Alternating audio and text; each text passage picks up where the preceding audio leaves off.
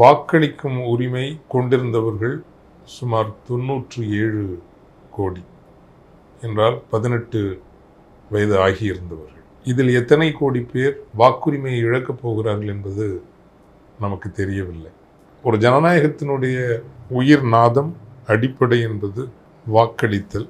வாக்களித்தலில் வெளிப்படுகிற தனிமனித இறையாண்மை, இதுதான் ஒரு ஜனநாயகத்தினுடைய அடிப்படை. ஒவ்வொரு மாதமும் நாளும் வாக்களிக்கும் உரிமை கொண்டவர்களில் ஒரு தொகுப்பினர் இறந்து போவார்கள், இடம் பெயர்ந்து போவார்கள். எனவே ஒரு மறு சீராய்வு என்பது அது தவறானது அல்ல.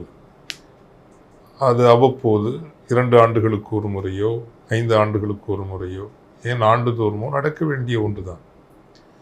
ஆனால் ஆர்எஸ்எஸ் பாஜக பரிவாரம் இப்போ இங்கே எலெக்ஷன் கமிஷன்லாம் இல்லை.